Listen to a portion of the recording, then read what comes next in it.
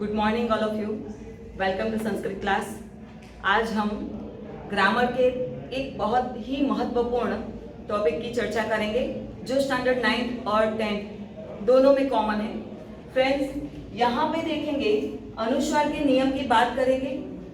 Standard 10 में section E question number 45 में 3 marks का यह क्वेश्चन आता है और बहुत ही आसानी से उस 3 मार्क्स को हम ले सकते हैं। कब लेंगे? जब हमको यह नियम पता चलेगा। बहुत सिंपल है, बेसिक जो है उसको समझेंगे। 2 नियम है और उसको सबसे पहला जो फर्स्ट नियम है उसको समझने के लिए बेसिक जो पॉइंट है, स्वर किसे कहेंगे और व्यंजन किसे कहेंगे। हमारे वर्णों में ज्यादातर कंफ्यूजन ऐसा हो जाता है कि स्वर कौन सा है और व्यंजन कौन सा है। तो यहाँ देखेंगे स्वर की परिभाषा क्या है, व्यंजन किसे कहेंगे। जिसको किसी सपोर्ट की जरूरत नहीं है, सेल्फ सपोर्ट जैसे है ऐसे वर्ण, जिसको बोलने के पीछे कोई ध्वनि का उच्चारण मतलब हमें सुनाई नहीं देता, वह है स्वर। लाइक अ, आ, ई और ई आदि स्वर है। और व्यंजन किसे कहेंगे? जिस वर्ण में स्वर मिला हुआ है, मतलब कि व्यंजन को स्वर के सपोर्ट की सहायता की जरूरत पड़ती है, वह स्वतंत्र नहीं बोले जाते, उसको व्यंजन कहेंगे। लाइक क, ख, ग आदि। यहाँ पे देखो, मैंने यहाँ पे हलंत किया है, मतलब ऐसे लाइन लगाई है तो उसे हलंत कहेंगे। क्यों? क्योंकि ये आधे हैं। पूरे कब होंगे? जब इसमें स्वर मिल जाएगा तब ये पूरे हो जाएंगे। लाइक क, इसको समझना जरूरी है क्योंकि सेकंड नियम जो हम समझेंगे, यह स्वर व्यंजन को अगर नहीं समझा तो वह नियम भी हमें समझ में नहीं आएगा। तो सबसे पहले हम फर्स्ट नियम देखते हैं। उसके लिए हमें एक टेबल याद रखना है और वह है कि वर्णावली, जैसे कि फर्स्ट स्टैंडर्ड में अब जब हम जाते हैं तो हिंदी के वर्णावली किस तरह से होती है। हमें जीने के लिए जब जो ऑक्सीजन है वो लेते हैं, हवा लेते हैं, वह बोलने के लिए भी उपयोग में आती है। हमारा ये जो मुख है वह वाक् अवयव है, मतलब वहां से जो हवा बाहर निकलती है उसके हिसाब से हम वर्ण का उच्चारण करते हैं। तो किस तरह से पहले लिखा जाएगा वह आपको मैं बताती हूं। क, ख, ग, घ, अंग, इसको बोलेंगे अंग। उसके बाद आएगा च, छ, ज, ज, इय। इसे ये ग नहीं है, इय है। उसके बाद आएगा त, थ, द, द, अण। उसके बाद त, थ, द, द और न।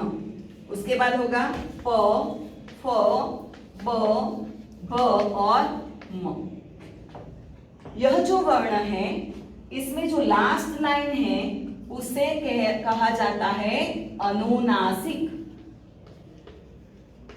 नासिक का मतलब, नासिका मतलब हमारा जो नोज है, नाक है, वहां से उसका उच्चारण होता है। और जो फर्स्ट लाइन है उसे कहेंगे वर्ग, मतलब क्लास। लाइक स्टैंडर्ड 9 के क्लास में 25 स्टूडेंट्स हैं, तो किसी भी स्टूडेंट को खड़ा करके ऐसा नहीं बोला जाता स्टैंडर्ड 9 खड़े हो जाओ, स्टैंडर्ड 9 बैठ जाओ, उसका नाम है। तो इस वर्ग में क वर्ग, च वर्ग, त वर्ग, त वर्ग और प वर्ग, और सभी को बोलने का तरीका अलग अलग है। क वर्ग के जो वर्ण है क, ख, ग, घ, अंग सीधे गले से निकलते हैं, कंठ्य कहा जाता है उसको। लाइक लास्ट जो है प, फ, ब, भ, म, ओष्ठ वर्ण कहा जाता है। यहाँ पे बोलने से अपने जो दोनों लिप हैं उसके सहायता के बिना हम उसे नहीं बोल सकते। प, फ, ब, भ, म। तो सभी वर्ण का यह एक स्पेशल प्लेस है अपने चेहरे के अंदर कि किस तरह से बोला जाएगा। हमें अनुस्वार के नियम सीखने हैं, इसलिए इसके डीप में नहीं जाएंगे, जो मेन पॉइंट है उसी को लेंगे हम। लाइक फर्स्ट नियम क्या है? तो फर्स्ट नियम इस तरह से है, किसी भी शब्द के प्रथम या द्वितीय वर्ण पे अगर अनुस्वार है वहां पे उसी वर्ग का अनुनासिक लगाना है। अनुस्वार है वहां पे उसके दूसरे वर्ण का, उसके दूसरे वर्ण का मतलब मैं फॉर एग्जाम्पल हम यहां देखेंगे 2-3 वर्ड मैं लिख देती हूं जो रॉन्ग है, क्योंकि वहां पे अनुस्वार मैंने लगाया और हम अनुस्वार के नियम सीख रहे हैं। दंत, गंगा, तंदूल, फिर आएगा पंच, मंदिर, ऐसे कई शब्द है, पर यहाँ पे हम 3-4 वर्ड लेके सीख लेंगे। अगर ये समझ में आ गया और ये जो टेबल मैंने बनाया है ये समझ में आ गया तो नियम आसानी से आपको लर्न हो जाएगा। जैसे कि फर्स्ट वर्ड है द पे अनुस्वार है, द पे अनुस्वार है तो उसको नहीं देखना है, पर उसके पड़ोस में, उसके बाजू में जो वर्ण लिखा हुआ है त, उसको यहाँ पे हम ढूंढेंगे। त वर्ण कहाँ पे है? त वर्ग है, यहाँ पे है त, और उसका अनुनासिक जिसका उच्चारण नासिका से होता है, अनुनासिक कौन सा है? न। तो यहाँ पे राइट वर्ड होगा दंत। ये अनुस्वार जो है वो यहाँ पे नहीं लगेगा, ये रॉन्ग वर्ड है और ये सही वर्ड है। समझना है सिंपल। जिस वर्ड के ऊपर अनुस्वार है उसके बाजू वाला जो वर्ण है उसका अनुनासिक हमें लिखना है। खुद परेशान नहीं होना है, अपने नेबर को परेशान करो। हमारे बाजू में है जो उसको धक्का लगाओ, सिंपल है। फिर इसमें देखेंगे गंगा, तो ग पे अनुस्वार है उसको नहीं हिलाना है, पर बाजू में कौन है? ग। तो ग कहाँ पे देखेंगे? क वर्ग में है और उसका अनुनासिक क्या है? अंग। किस तरह से लिखेंगे? गंगा। अब यहाँ देखो ऐसे क्यों लिखा? क्योंकि वह आधा लिखना है, हमें अनुस्वार में आधा लिखना है, पूरा नहीं लिखना है।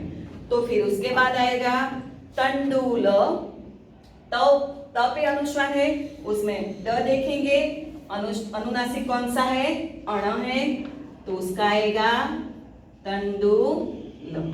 बहुत आसान है बच्चों, 3-4 ऐसे वर्ड लोगे अपने नाम के और किसी भी के तो आसानी से सॉल्व हो जाएगा। उसकी प्रथम बात यह ध्यान में रखनी है, यह जो टेबल है वर्ण का इसको पूरा लर्न करना है। अगर इसमें गड़बड़ी हो गई तो यह नियम आपको याद नहीं रहेगा, और नियम को याद रखने की तो जरूरत ही नहीं है। सिर्फ इतना समझना है कि जो वर्ण पे, जिस वर्ण पे अनुस्वार है उसके पड़ोस का अनुनासिक लगाना है।